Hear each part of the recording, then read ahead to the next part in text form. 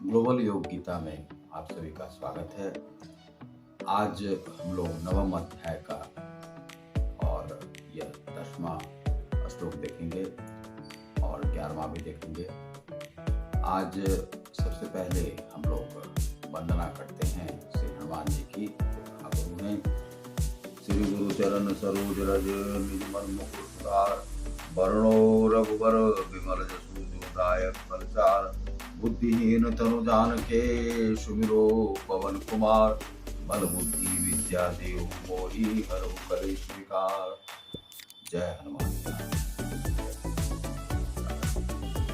वक्रतुंड महाकाय सूर्यकोटि समप्रभा निर्विघ्नं कुरु मे सर्वकार्येषु सर्वदा।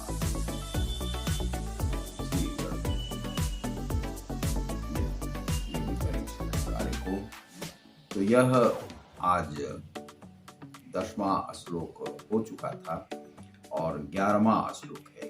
अब जानन्ति मां मूढ़ा मानुषीं तनुमास्त्रम परम भाव मजानन्तो मम भूत में। अब जानन्ति उपहास करते हैं, मां मुझको, मूढ़ा मूर्ख व्यक्ति, मानुषीं मनुष्य रूप में, तनु शरीर आश्रितम मानते हुए, परम दिव्य भावम स्वभाव को, अजानन्तः ना जानते हुए, मम मेरा, भूत प्रतीक वस्तु का, महाईश्वरम परम स्वामी। जब मैं मनुष्य रूप में अवतरित होता हूँ तो मूर्ख मेरा उपहास करते हैं, वे मुझ परमेश्वर के दिव्य स्वभाव को नहीं जानते। Here Sri Krishna says to Arjun that when I born on the earth as a man, as a simple man, and that is the newborn of a god, some people are commenting on me and as a simple and normal and abnormal personality, and वे मुझे परमेश्वर के दिव्य स्वभाव को दिया, and it will do for why, and what is the cause of the commenting nature? Why comment on me? Because they do not know what I do and what he and what he does. So many people commenting on my abnormal activities. That is my leela. That is my abnormal work for the civilians and the scientific society. It is the cause why they are commenting. And this is the next ashloka, 12th. मोघाशा मोघ कर्माणो मोघ ज्ञाना विचेतसा राक्षसी मासुरीं चैव प्रकृति मोहिनीं स्मृता। मोघ आशा निष्फल आशा, मोघ कर्माना निष्फल सकाम कर्म, मोघ ज्ञाना विफल ज्ञान, विचेतसा मोहग्रस्त राक्षसी, राक्षसी आसुरी, आसुरी च तथा एवं निश्चय ही प्रकृतिम स्वभाव को, मोहिनी मोहने वाली, श्रिता शरण ग्रहण किए। जो लोग इस प्रकार मोहग्रस्त होते हैं वे आसुरी तथा नास्तिक विचारों के प्रति आकृष्ट रहते हैं। इस मोहग्रस्त अवस्था में उनकी मुक्ति, आशा, उनके सकाम कर्म तथा ज्ञान का अनुशीलन सभी निष्फल हो जाते हैं। यहाँ पर निष्फल क्यों होते हैं वह बताया गया है और यह जान लेना आवश्यक है। राक्षसी मतलब राक्षसी, आसुरी आसुरी, एवं निश्चय ही प्रकृति स्वभाव, मोहिनी मोहने वाली। जो लोग इस प्रकार मोहग्रस्त हैं जो नहीं जानते हैं हमारे नेचर को, वे कमेंट करते हैं। वे आसुरी तथा नास्तिक प्रवृत्ति के लोग होते हैं, विचारों के प्रति आकृष्ट रहते हैं। आसुरी जो वृत्ति है, नशा वगैरह, इस मोहग्रस्त अवस्था में उनकी मुक्ति आशा, उनके सकाम कर्म तथा ज्ञान का अनुशीलन सभी निष्फल हो जाते हैं। अब संसार में कितने प्रकार के लोग आप देखते हैं? संसार में आपने आज तक जिन लोगों को देखा है वे किस प्रकार के लोग हैं? अधिकांशतः आपको ऐसे मिलते होंगे जो मूढ़ आपको लगते हैं। इस प्रकार के लोग लगते होंगे। कल ही मैं ट्रेन से आ रहा था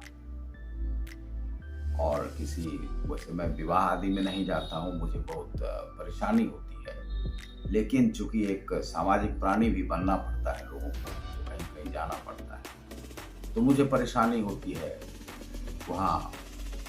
अब क्योंकि गृहस्थ आश्रम में है तो कुछ निभाना पड़ता है, तो कुछ मूढ़ लोग आए, वह हमारे साथ ही मजाक करते और मैं बार बार कह रहा था मैं इस सबसे अलग हूँ, आप ऐसा मत कीजिए, क्योंकि आपकी जो आयु है वह हमसे बहुत न्यूनतम है और आप अपने समकक्ष लोगों से करें ऐसा। वे नहीं समझ रहे थे इस बात को। मुझे बाद में उन्हें फिर डांटना पड़ा, दूसरी भाषा में समझाना पड़ा, और समझाना पड़ता है ऐसे लोगों को, आप बच नहीं सकते। फिर उसके बाद चूंकि मैं एक आम आदमी की तरह हर जगह चलता हूँ और आप वहाँ नहीं देख सकते मैं किस प्रकार से रहता हूँ। अब गृहस्थ आश्रम में चल रहा है, लेकिन कुछ लोग जो मजदूर वर्ग के भी लोग होते हैं इस प्रकार के, कि जो वो क्या करते हैं, कहीं जाते हैं, काम करते हैं, संगठन में रहते हैं, लेकिन वे संगठित अपराध से जुड़े रहते हैं और वे नशा करते हैं, नशावृत्ति में रहते हैं। कहीं स्त्रियों को देखा, स्त्रियों को छेड़ दिया। सामाजिक प्राणी नहीं होते हैं, वे रहने वाले नहीं होते, उन्हें यह संस्कार नहीं होता है कि किस प्रकार से लोगों से बात करते हैं, और वे यह समझते हैं कि यदि हम शासन का विरोध करते हैं, ट्रेन पर जाते हैं, ट्रेन पर हम किस प्रकार से टीटी के साथ, पुलिस के साथ व्यवहार करते हैं, उन्हें मजा आता है कि वे पुलिस का अपमान करते हैं।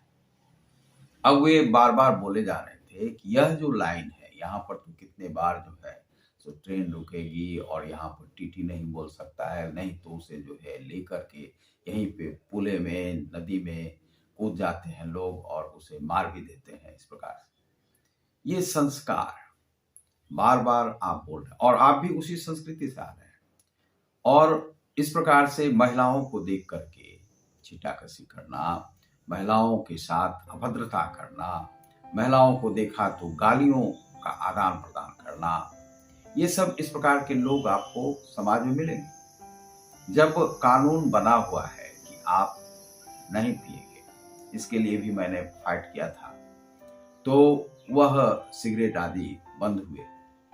बंद होने के बाद जो है, चूंकि मुझे बहुत परेशानी होती थी, दिल्ली में भी बसों में जाता था, ट्रेन में भी जाता था, तो कुछ लोग सिगरेट निकाल के बहुत ही दिलचस्पी से पीते थे, मुझे परेशानी होती थी और मैं समझता था कि महिलाओं, बच्चों को ज्यादा परेशानी होती है। तो जो लोग वह नशा नहीं करते हैं वे क्यों करें?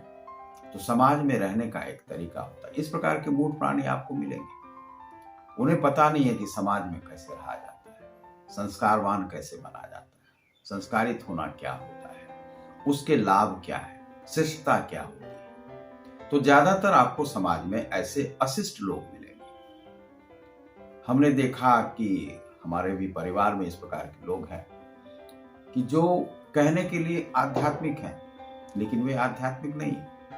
वे ज्यादातर जो है सो इस प्रकार के नशा आदि और इस प्रकार से पागलपंथी में लगे रहते हैं और उन्हें लगता है कि वे अच्छा कर्म कर रहे हैं। बात क्या करना है, किससे, पिता के साथ कैसे बात करना। अब पिता भी इस प्रकार के कि वह भी क्या बात करना है बच्चों से, वह भी नहीं।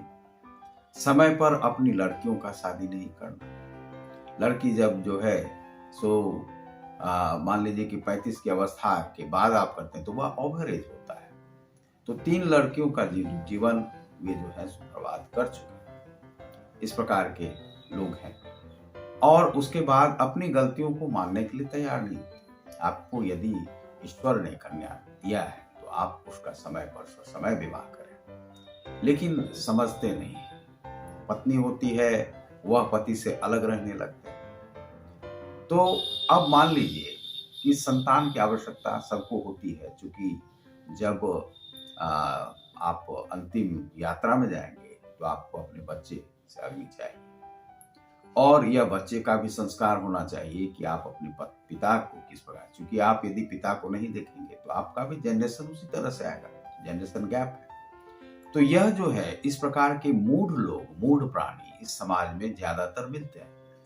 यही श्री कृष्ण भी यहाँ पर कहते हैं कि जब हम सामान्य नागरिक के रूप में जन्म लेते हैं तो जो मूढ़ प्राणी है, जिसे समझ नहीं है कि अध्यात्म क्या होता है, वे हम पर छीटाकशी करते हैं बार बार व्यंग्यात्मक भाषाओं का, और उससे हमें कैसे निकलना पड़ता है वह हमें ही सोचना पड़ता है। और तब हमें जो लीला दिखानी पड़ती है वह हम आगे दिखाते हैं। तो समाज में जब आप रहते हैं तो कितने प्रकार के लोग मिलते हैं। कुछ लोग मिलते हैं जो धर्म को मानते हैं, कुछ लोग मिलते हैं जो संस्कारी हैं, सड़क पर कैसे चलना है, किसी पर फप्तियां नहीं कसनी है तो वह चलना जानते हैं, स्कूल जाते हैं तो शिक्षक के साथ कैसे बात करनी है वह जानते हैं। और कुछ लोग ऐसे मिलेंगे जो केवल नशाखोरी करेंगे, नशा में ही अपने को समाप्त करेंगे। कुछ लोग इस प्रकार के क्रिमिनल्स ब्रेन मिलेंगे जो केवल बम पिस्तौल वगैरह की बात करें। कुछ लोग इस प्रकार के मिलेंगे कि जो कि संगठित अपराध करते हैं, आतंक से जुड़े हुए रहते हैं, उनका वही कर्म है, उससे वे कमाते हैं। कुछ लोग नशाखोरी करते हैं, नशा को बेचते हैं, आदान प्रदान करते हैं, उसे ड्रग पैडलर करते हैं, नया शब्द आया है। तो इस प्रकार के लोग आपको मिलेंगे। कुछ लोग इस प्रकार के मिलेंगे कि पूजा करते हैं, घंटी डुलाते हैं, लेकिन घंटी डुलाते हुए उन्हें यह पता नहीं है कि ईश्वर के साथ भी कैसे बैठना है। लेकिन कुछ लोग जानते हैं योग क्रिया में रहकर कि योग कैसे किया जाता है, और जो योग क्रिया वाले लोग होते हैं बहुत ही शिष्ट होते हैं, उन्हें कैसे बैठना है, उनका जब आप चलना उठना बैठना देखेंगे और जब आप उन्हें देखेंगे कि यह लोभ उनके मन में थोड़ा सा भी नहीं रहता है, जो यह हमें वह देते, वह जाते हैं कहीं पर संस्कारित भाव से रहते हैं, लेकिन उनके साथ लोग कुछ अशिष्टता करने लगते हैं। यदि आप गेरुआ वस्त्र को धारण किए हुए हैं, योगी हैं, तो आपके साथ तो ज्यादातर होगा, लेकिन इसका दंड ईश्वर अवश्य नहीं देते हैं। ईश्वर चूंकि सिद्ध होता है जो योगी होते हैं, और योगी का अर्थ यह नहीं होता है कि आपने दाढ़ी बढ़ा लिया आप योगी हो गए। वह मस्तिष्क से योग होता है ईश्वर का, और यदि आपने निर्णय ले लिया कि यह ब्रह्मांड में यह हो तो वह होने लगता है। इसका अर्थ यह नहीं है कि चाइना ने कुछ कर लिया, उसने कुछ कर लिया, तत्काल में कुछ कर लिया। योगी तत्काल कुछ नहीं करते। योगी का जो संबंध होता है साक्षात ईश्वर से होता है, और इसीलिए कभी भी जो योग क्रिया में या नागा बाबा या जो भी, उन सब के साथ ईश्वर रहते हैं, उनके साथ कभी भी अशिष्टता नहीं करनी चाहिए। यह श्री कृष्ण कहते हैं कि जो श्री कृष्ण भी अवतारी रूप में आते हैं तो उन पर भी फब्तियां कसी जाती है, कमेंट किए जाते हैं, यह नहीं होनी चाहिए। यह संस्कार जो है सो अच्छा नहीं है। तो इतने प्रकार के लोग हैं, उनके साथ आपको समाज में डील करना पड़ता है, और योगी को किस प्रकार से चलना है, ईश्वर को कैसे चलना है, अवतारी पुरुष को कैसे चलना है, वह अवतारी पुरुष को जानना पड़ता है, और नहीं तो वह समाज में बड़ा भटक जाते हैं इस प्रकार से। और वे भटकी हुई आत्माएं जो कि मूढ़ प्राणी, यह यहाँ पर कहा गया है कि इस मोहग्रस्त अवस्था में उनकी मुक्ति आशा, मुक्ति की जो आशा है निरर्थक हो जाती है। उनके सकाम कर्म, सकाम वह चाहते हैं हर हमेशा पैसे, दारू वगैरह ये सब मिलते रहे। ज्ञान का अनुशीलन सभी निष्फल जाता है। वे जो भी ज्ञान के कर्म करते हैं सभी निष्फल चले जाते हैं। तो यह श्री कृष्ण यहाँ पर कहते हैं। इससे अगला श्लोक हम देख लेते हैं इसमें कि इसमें जो 13वां श्लोक है, इसमें कहा गया है कि महात्मान अस्तु मां पार्थ देवीं प्रकृति मासिता भजन्त्य नन्य मनसो ज्ञात्वा भूतादिमव्ययम्। महा आत्मन महापुरुष तू लेकिन माम मुझको, पार्थ हे जो अर्जुन है पार्थ है नाम उनका, देवीम देवी प्रकृतिम प्रकृति के आश्रित आश्रिता शरणागत, भजंती सेवा करते हैं, अव्ययम अविनाशी, आदिम उद्गम भूत सृष्टि का। हे पार्थ, मोह मुक्त महात्मा जन देवी की प्रकृति के संरक्षण में रहते हैं।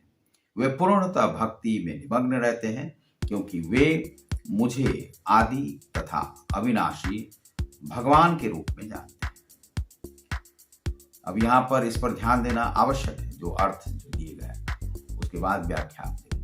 हे पार्थ, मोह मुक्त महात्मा जन जो मोह से मुक्त है, दैवी प्रकृति के संरक्षण करते हैं। दैवी प्रकृति जो ईश्वरीय शक्ति है उसकी दैवी प्रकृति कहते हैं।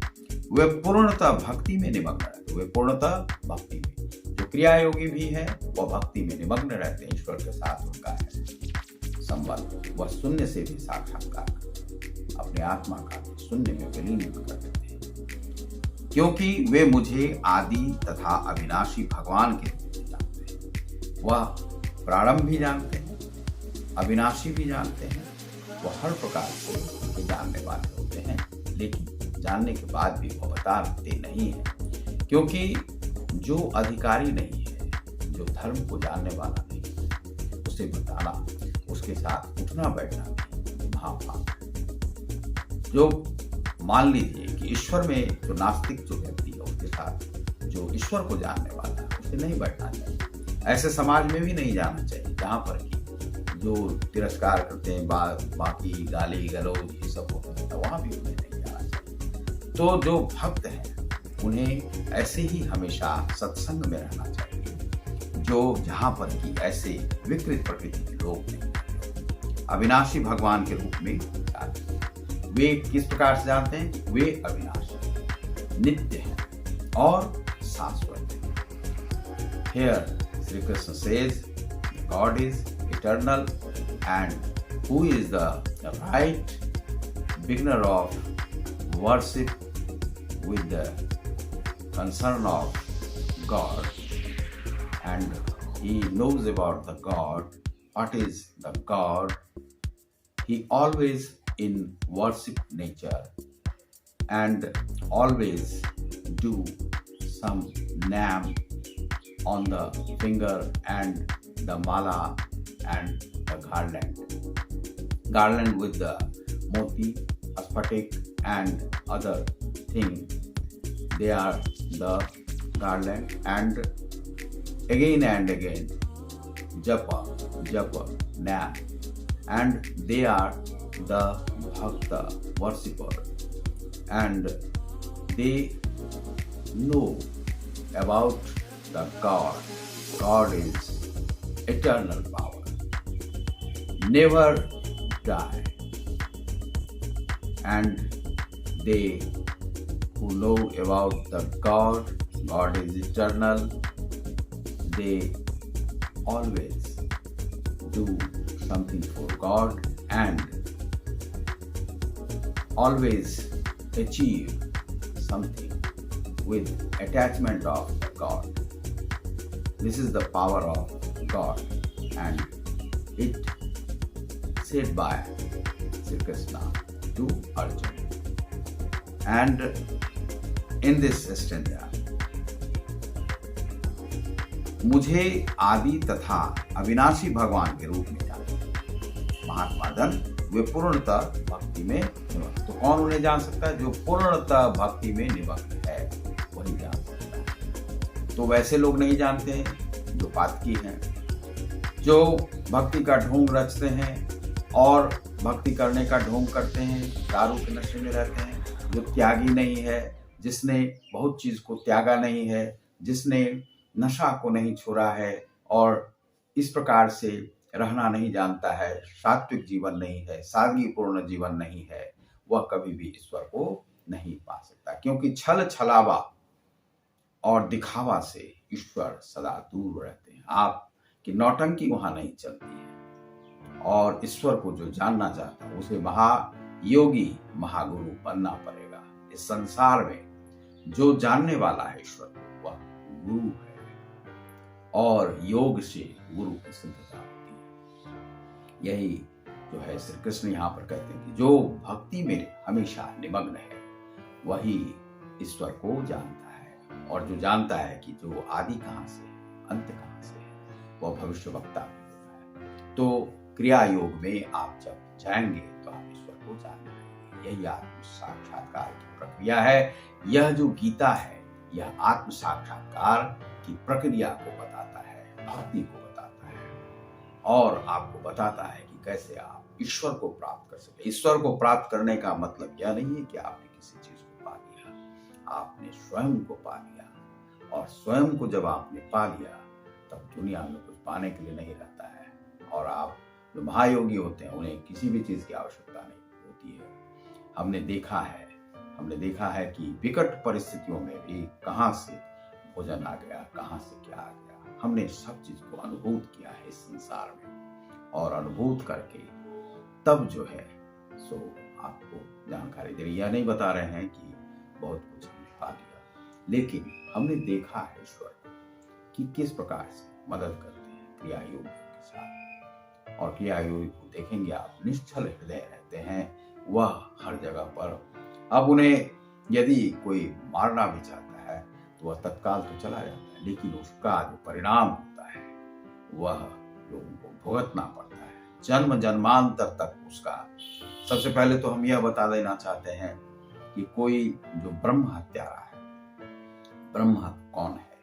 तो जो ब्रह्म को जानने वाला है, और जो महायोगी है उसकी यदि कोई हत्या करे, तो वैसे तो पहले हत्या कर नहीं सकता है, लेकिन कर भी देता है, तो उसको जो महापातक है उसका तो कभी उद्धार हो ही नहीं सकता है। तो वह तो जाएगा, उसके कई जन्म तक जो है लटक जाते हैं। मानव जन्म में उसका जन्म नहीं होगा। यह सामान्य हत्यारे को भी के लिए भी है, क्योंकि उसने मानव में यदि ईश्वर ने जन्म दिया है और मानव जाति का अपमान किया है, क्योंकि हत्या करना वो तो फिर से उसका जन्म नहीं होगा। वह फिर उसी कीड़े मकोड़े की योनि में रह सकता है, और वह भी ईश्वर के पाने से। उसे मोक्ष की तो संभावना रहती ही नहीं है किसी जन्म में, और वह विकट परिस्थितियों में ही उसका जन्म कहीं न कहीं बहुत इतने निम्न स्तर जो 84 लाख योनि है उसमें उसका जन्म होता है। यह आप जान लीजिए, उसे फिर वह जन्म नहीं होता। और जिस भी जन्म, चाहे आप हाथी में है, शेर में है, उसने यदि अपने जाति की हत्या कर दी तो उसका उस जाति में तो कभी जन्म होगा ही नहीं। फिर उसके बाद उसे निम्न कोटि में ही रहना होगा। तो निम्न कोटि क्या है वह आप समझ सकते हैं। तो बहुत बहुत धन्यवाद। आप देख रहे हैं ग्लोबल योग्यता को। आज हम एक वह यह करना चाह रहे हैं कि जो लोग हमसे जुड़ना चाहते हैं, फॉलो करना चाहते हैं, मिनिमम 1 रुपया अपने किसी भी देश से रहते हो, मात्र 1 रुपये में आप हमें फॉलो कर सकते हैं।